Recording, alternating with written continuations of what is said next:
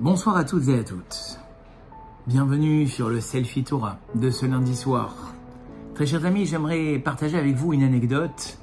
Cette anecdote se passe lors d'un grand cours d'une conférencière qui avait devant elle un public féminin et qui demanda à une des participantes lors de cette conférence de venir à côté d'elle et d'écrire sur un tableau les noms des 10 personnes qui comptaient le plus pour elle dans sa vie. Et c'est ce que fit finalement la participante. Elle écriva sur ce tableau le nom de 10 personnes, des 10 personnes qui comptaient le plus pour elle dans sa vie. Après avoir écrit le nom de ces 10 personnes, eh bien, elle lui demanda de devoir en retirer 6 parmi les 10. Et c'est ce qu'elle fit. Et qui laissa-t-elle sur le tableau? Elle laissa son père, sa mère, son mari et son fils unique. Et là, de nouveau, la conférencière lui dit: maintenant, je vais te demander, parmi ces 4, d'en enlever encore 2. Et là, vous imaginez bien la difficulté du choix de cette participante. Mais sa décision fut prise. Elle décida d'enlever son père et sa mère. Et là, de nouveau, la conférencière prit la parole et lui dit maintenant, elle dit: non, ne me demandez pas ça. Si. Maintenant, je vais te demander, parmi les 2 noms qui te restent, celui de ton mari et celui de ton fils, d'en retirer un dernier. Elle lui dit: mais comment pouvez-vous me demander ça? Elle lui dit: finalement, ce n'est qu'une expérience, mais je te demande de t'exécuter.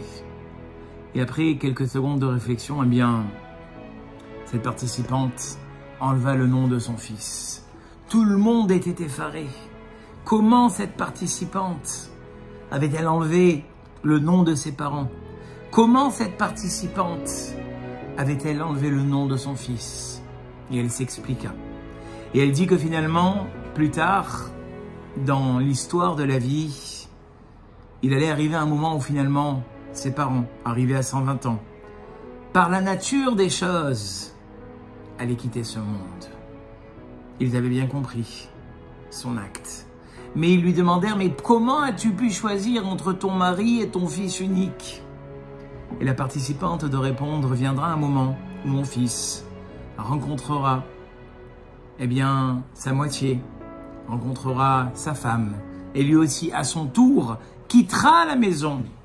Et finalement, la personne avec laquelle je resterai toute ma vie jusqu'à mes 120 ans, eh bien, ce sera mon mari.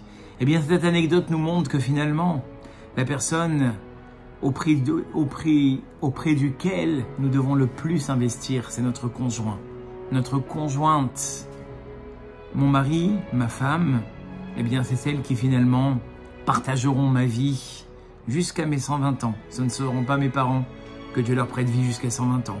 Ce ne seront pas mes enfants qui eux aussi un jour quitteront le cocon familial, mais ça sera finalement mon conjoint ou ma conjointe qui restera à mes côtés. Combien est-ce que je dois faire attention à elle, combien je dois faire attention à lui, parce que finalement c'est celle ou c'est celui avec lequel je partagerai le plus de ma vie. Je vous dis à très bientôt pour un nouveau selfie.